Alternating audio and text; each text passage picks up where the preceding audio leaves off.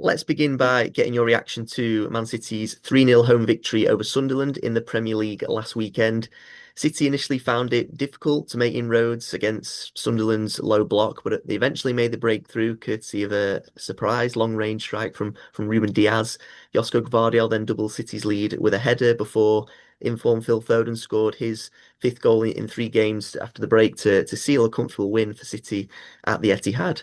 Stephen, before this match, you spoke to me about how, this would be a very difficult game for Man City. So how surprising was it for you to see Mm. City win in the manner that they did, and how impressed were you by their performance on Saturday? Yeah, it was great. City absolutely deserved that 3-0. They were the better side. They took an informed, powerful, physical Sunderland side and had them right in the palm of the hand. They were really, really impressive. You could tell they clearly worked on the second half wobbles as well. Instead of being 45 minutes, it only lasted 15 minutes, which is a 66% improvement. Really, really good. Absolutely, what the doctor ordered, really. Yeah, I was happy about it. I thought the lineup itself is probably closer to City's strongest 11 right now. Maybe one or two tweaks here or there. The players were very obviously locked into. It's weird because we won 2 games, but there was a very unsatisfying 2 victories. You could tell they wanted to fix the mistakes of the Fulham and Leeds game where we nearly threw it. I said to my friend, I was actually with a Sunderland fan watching this game there, and I said to him, as much as we've been collapsing in the second half, it's probably the worst time to play City because there's been a lot of lessons to learn from Leverkusen, from Sunderland, from not Sunderland, sorry, from Leeds and from Fulham. I said, I would be amazed if we did have a full second half collapse again, because surely not. Surely they'd fix that. And that's how it unfolded in the end. City just learned too many lessons. We're just too good for a side who've been very impressive this season, taking points off Arsenal, Liverpool, Chelsea. I was really impressed, of course, with Rayan Cherki. Absolutely mesmeric, a wonderful display. Guardiola, quite interesting after the game, talking about him too. Uh, both centre backs scoring. Ruben Diaz having his "don't shoot Vinny" moment. Not quite as important a game, admittedly, but a remarkably similar goal. A fantastic goal. Vardiel, of course, with the header. And Phil Foden, yet again, just being so damn effective. Just so he's got 9 goals for the season now in all competitions. 4 or 5 assists or something like that. 4 assists, I think.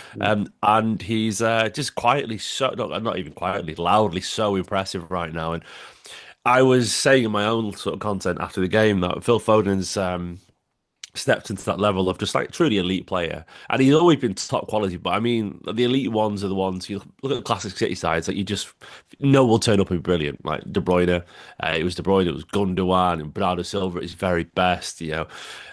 Kyle Walker at his best. People like that, you'd be like, oh, they'll be great. They usually are. And Phil Foden feels like that now for City. Like he's in that category of player. Basically, he's one of your best players, and very obviously, very visibly one of your best players. And Phil Foden is scoring a wonderful selection of goals, and he's aided by the players around him. Nico Gonzalez, another really solid game in the heart of midfield, showing his value. Doku. Creating so many chances yet again, unlucky not to score. Cherki brilliant. O'Reilly had his best game in a few weeks, I thought. Nunez made no silly mistakes. And Donovan made a big save when he had to. So overall, it was a good performance, and we closed that gap to Arsenal to just the 2 points after their loss against Villa. And it feels quite exciting. Long way to go, but it's the first game after it where I felt a little bit giddy about the potential title race because, a last minute loss and City rectifying some mistakes and beating a side that have been banging form. It just felt like, okay, now that actually is a message. That is actually, we are there. We are on your coattails and we are, keeping up with you. And yeah, I'm quite excited after this weekend. Yeah, and of course, while the likes of Diaz and Gvardiol and Foden, deserve praise for scoring and helping City to another important win. The star of the show of this match, as you mentioned, there was Rayan Cherki. He stood out for City with those 2 assists, including that audacious Rabona to set up Foden's header. Yeah. Just how impressed were you by Cherki's performance? And do you think this season with now, we're seeing Cherki sort of add an extra dimension in attack for City since his summer arrival? Yeah, I mean that was his moment, his standout game so far. I mean, we've seen the goals of assists have already come, and he's barely played any football. He's the leading Premier League assister already, and he's played like about 400 minutes in the Premier League, which is ridiculous. 150, I think it is. Yeah, even 350, less. even less. Yeah. Yeah, wow, Mm. that's less than four full games. I think it's now So, roughly for like full 90 minutes, roughly. Yeah, and he's got crazy 5 that. assists in the Premier League. Yeah. I think Saka's had about two. I say Saka because I've caught down the Twitter rabbit hole, but I think he's had two sets of two assists ever in his career. At Mm. Arsenal, and Cherki's had two assists in the game twice already in the Premier League, and I only saw that because I saw it online. He's one of the best creative players in the Premier League. But yeah, but Cherki anyway, fantastic. That was his moment, his "I am here" moment for Ryan Cherki, where we saw the talent, that he's got, the remarkable, as Guardiola said, his parents gave him that. He says, this is a talent that you inherit. You can't really learn a lot of that. I think you can, but he's obviously the way he just is. It's just football just comes easy for him. Like he was always going to be a footballer. In the way that Phil Foden was always going to be a footballer. You can tell that Ryan Cherki was always going to be a footballer. His body's just built for it. His mentality's just built for it. In that game, yeah, he absolutely deserved those two assists. He was robbed of another. I mean, the first one, the assist for Ruben Diaz, is one of those 2 yard passes for someone to put in the Mm. top corner from 20 yards.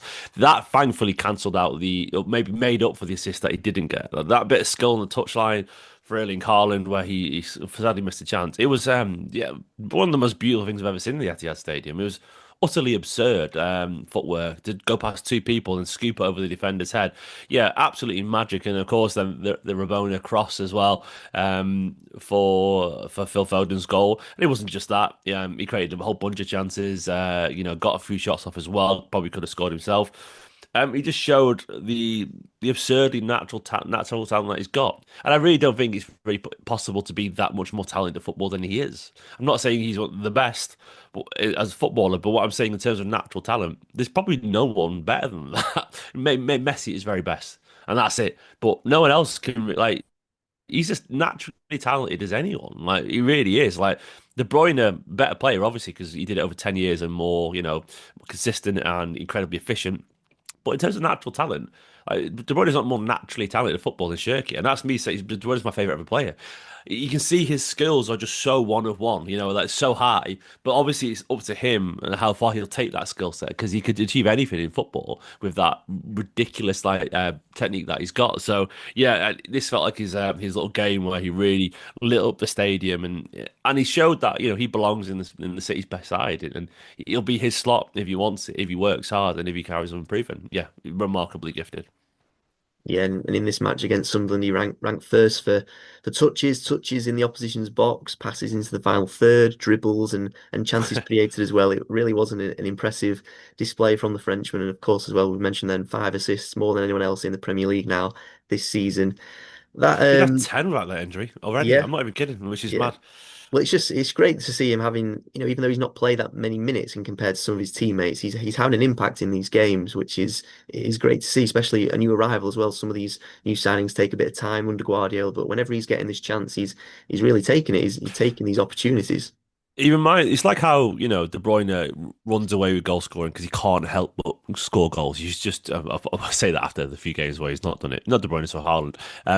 It's like how Haaland can't help but score goals because he's just naturally brilliant at it. Mm. And Kevin De Bruyne was the equivalent. He couldn't help but get a load of assists and create brilliant chances because he's naturally good at it. Ryan Cherki's the same. He barely has to play any football and he'll create a load of chances. And you can just tell he's going to do that. And the fact that he's got that many assists already, he creates more chances than anyone.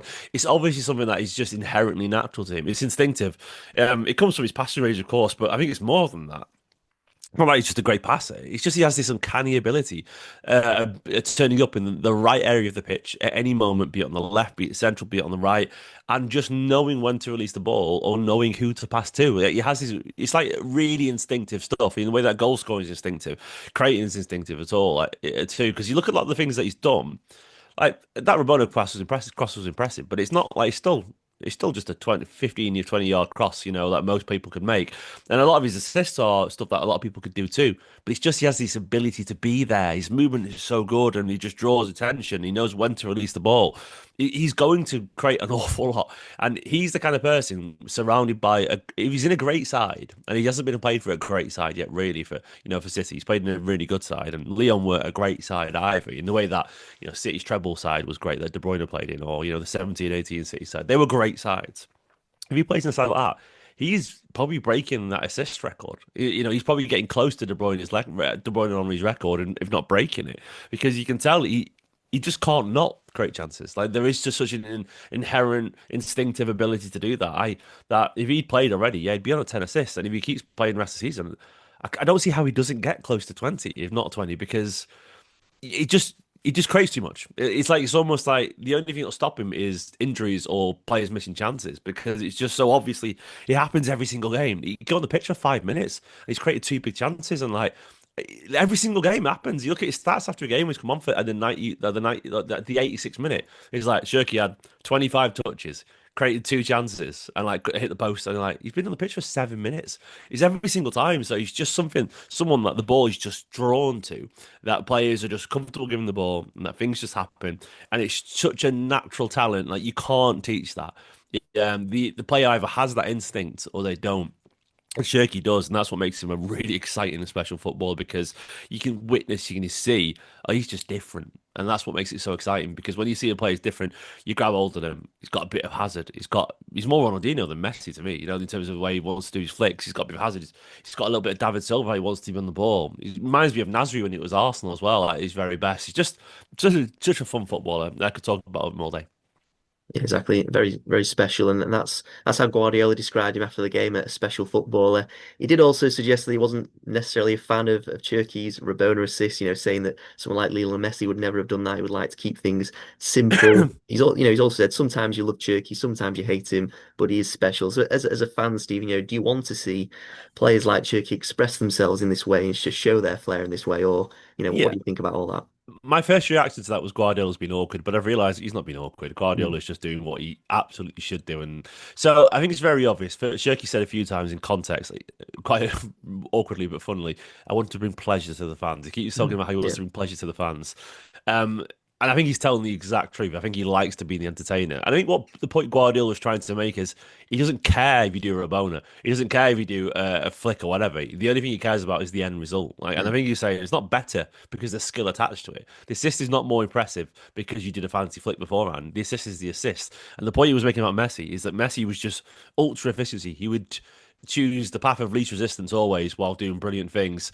And he would do it with a ruthless efficiency and score a whole bunch of goals and create a lot of things. Even if he did dribble past 4 or 5 players, it's because it was the best thing to do. Like Messi understood that the best thing to do is actually, I'll beat 4 people because that's actually better than 100 passes. Because he understood how much better he was than everyone else.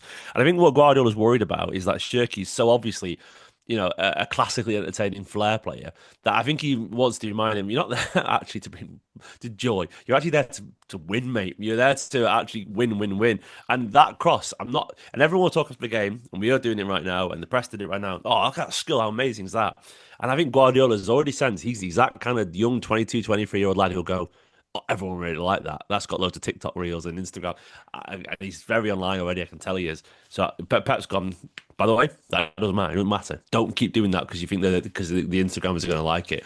And I think genuinely he's sensing that that could be something that he values himself against, if that makes sense. And I think Pep's trying to say if that doesn't give you value, you obviously so insanely talented anyway. What gives you value is that Foden scored the goal, not that you did the thingy or that he said. That's why he's saying Diaz's shot was special because that was just a long ranger in the top corner. And I think I get what he's trying to do. He's trying to push in the right way, he's saying, no, be ruthless. Think about winning and winning only, not about entertaining volley. Obviously, as a fan, I want to see that.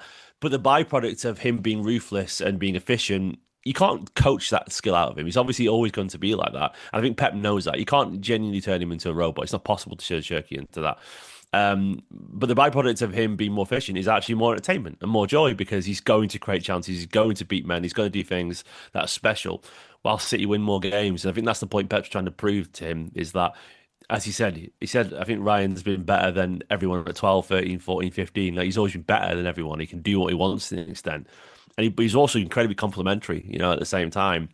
I mean, he's seen that before. He's coached more all timers than probably anyone. It's ridiculous. No, not anyone, but he's coached an awful lot of special footballers, and he'll know when a player needs to be pushed towards the team, or when a player needs to be lifted up, or a player needs to be slightly knocked down in the right direction. And I think that's what's happening here. Shirky's been lifted up. You're special, mate. But you ain't that special yet. Messi's that special, all those flicks are great, but they don't add any more value to the side. Do them when you need to, and I think he's right. I think he's doing the I'm the wise old man here. Listen to me, and I know you respect me, and I'll make you actually great. It's like all the classic films where you see like or the films where you've got like the kids learning something, like like Karate Kid or whatever, or something like that, when they're like, "No, it's not good enough." He's like what? I've just done it. Do it better, kind of thing. That's what Pep's doing. He's doing the classic old mentor thing where they're like, "No, no, no," and the protege is like, "I've done it perfectly as you asked me." And they're like, "It's not perfect. You can be better." And he wants to get more out of him. And I think that's what Guardiola's doing to Cherki. And I think he's right. Where Savinho, for example, you hear these quotes about Savinho where he's like, he worked so hard even though he lost the ball. Well done. That's what'll get him minutes. He said what'll get Cherki minutes if he works hard. And he told what will get Savinho minutes as well if he runs after he loses the ball, which is wild. It's completely different. But you can tell what he's trying to do. One needs a soft the approach. One needs a firm, I'll make you great, but you've got to listen to me. I know more of approach. And I respect it personally. I think Guardiola knows what he's doing. And I think if Cherki listens, which I think he already is, he's going to be one of the greatest playmakers in Premier League history. So, Yeah, exactly. I think Guardiola's right. I think it's for Cherki as a creative player like him. It's just finding that balance of when to sort of do these so-called showboating skills, if you like, and obviously they all can't pay off every single time in every game if you're gonna perform something like that. But no. it's a risk and reward sort of thing. But yeah, he's I just love how unpredictable he can be. Is that defender Yeah, must be a great. nightmare to come up against. He's clearly confident on the ball when in possession. He has that conviction that we've talked about a lot that Pep Guardiola wants from his players. So yeah, he's showing that he's beginning to sort of hit his stride now at City, and hopefully there's a lot more to come from Cherki in these upcoming games. And if we come to the title race now, of course, that City result against Sunderland, it's their third successive win in the Premier League now, and it's seen them capitalise on Arsenal dropping all 3 points in a 2-1 defeat at Aston Villa last weekend. On November the 1st, the Gunners, they beat Burnley in an early kick-off to move 9 points clear of City. And now, a month later, that advantage has been whittled down to just 2 points. And Villa have surged up the table as well. They're just 3 points behind the top. So it's getting tighter now at the top as we enter just coming up to Christmas now. Do you think, Stephen, that City's recent form and that result against Sunderland in particular, could almost be, I don't know, maybe their moment of inspiration to turn the title in this, turn in this season's title race, turn it in their favour? What do you think of? What do you think we can take from City's current form as well as Arsenal's recent wobble, because they've only won 2 of the last 5 league games at the moment? Where do you think we stand at the moment? I think it shows you this thing, the whole thing's entirely unpredictable, isn't it? Mm, We haven't got a clue, and anything yeah. I say right now will be probably entirely inaccurate in 2 weeks from now. I mean, look, I think for me as a City fan, all I can take from it is a feeling, not a prediction. The feeling for me is, you know what, this might actually happen. This could actually happen, because no one, the feeling of invincibility that surrounded Arsenal is just. It was silly. It's obviously not true. They're clearly capable of dropping points. The stress of a title race is absurd and does crazy things to everyone, including City. You can do anything to anyone, and I'd be silly as a City fan and as a football fan to write off Manchester City because as much as there's been so much change, they still have the most successful manager in the Premier League in Guardiola, a relentless winner. They still have a ridiculous core of experienced winners: Donnarumma, Diaz, Foden, Haaland, hopefully Rodri soon. Vardiol, players who've won league titles, and they still have an Arsenal side ahead of them who just haven't done it yet. And I just think it's impossible not to feel that pressure. I saw a video going around of the reaction at full time and where they conceded that goal at Arsenal, and they were furious, and there was proper head loss stuff. And it could just be in the moment, upsetting them. But I wouldn't be surprised if they're thinking, here we go again. Like it's only 2 points, and it's meant to be ours. It's meant to be ours in the procession this season. So some Arsenal fans having a discussion about it. You can see it, the fear etched in their faces. And it could be that Arsenal win the next 3 games, City drop some points, and suddenly it's back to that same gap again. Absolutely could be, and I wouldn't rule that out at all. But it shows the futility, as Guardiola said, of making too many bold predictions so early on because just so many things can change. A whole season can flip on an injury or a moment of misfortune, or some team randomly finding great form away from you. Anything can happen basically. But what I do feel as a City fan, is that I think maybe it was a self-defense mechanism. Or I was thinking, I think look, Arsenal look imperious right now, and City are too leaky and blah blah blah etc. You start to think, well, maybe it is their year. I don't see how we catch up, given City are so obviously in transition, which they are. But you realise actually, well, confidence in football is so easily built up or so easily lost that you just never know what's going to happen. And right now, where City are 2 points behind Arsenal is now technically back in our own hands again. Factually back in our own hands. Win every single game, we win the league. That won't happen, of course, but it gives you a little bit of a boost. I know that, and I don't think City are expected to win the league this season. And a lot of people will say that, but I think people who pay attention to football know that City are a team very much in transition. And after last season, the expectations aren't really there. And Arsenal probably are the best side in the league still. So I think, yeah, this is that was a very real weekend in terms of momentum. Not necessarily shifting, but the balance has moved a little bit. A bit still towards Arsenal, but it's definitely tilted towards City a little bit more. And yeah, I think City is such a cliche, but this is more than ever. It very much feels like one game at a time because I still don't feel. I know as a fan, I'm sure Pep feels the same even as the coach. I still don't feel fully know the identity of the City side. I don't know how good they are yet. They're clearly talented. There's clearly a lot of ability there. I just don't know if they're capable yet of 10 wins in a row, which you probably need to win the league this season. They might be. I don't know. But that'll see. So it is such a cliche when Guardiola goes, "Oh, just one game at a time, one game at a time, one game at a time." That was always great advice, but you felt when you had a great City side that you could look a bit further ahead because it was so good. You could look at 10 games and go, "Yeah, but we are probably going to win at least seven of them," because they were that level good with peak City. Whereas now, I don't know if that's true. I think we could win three or we could win eight. So I don't know. It's somewhere in between. So it is just go from moment to moment. As Guardiola said, you can't win titles in November, December, but you can lose them. So just keep close. And we've kept close right now. And it's only 2 points. And this is Arsenal's best side yet, apparently, according to everyone. They just battered, Bayern in the Champions League and they were brilliant. And all of a sudden, the pressure of the Premier League, Aston Villa, they've just beat them. And I don't think it was undeserved, really. Aston Villa were good. And this is where we're at. So yeah, just keep cracking on, one game at a time. And who knows, maybe Roger gets back into the side. You put him in for that Bernardo Silva in that team, and that's probably City's best side right now. Who knows, you might buy someone in January because you've got the funds and we've got the squad place. And it could be a very different Manchester City easily in a month and a half from now. Roger could be starting. City might go, fuck it. Sorry, language. City might go, screw it. We'll buy a right back, get a world class right back in, or maybe another winger. And it's just a very different Manchester City side. Two or three at the starting line that could be different. And at that point, if we're only a couple of points behind Arsenal and we're winning and we're a bit more solid defensively, anything can happen, mate.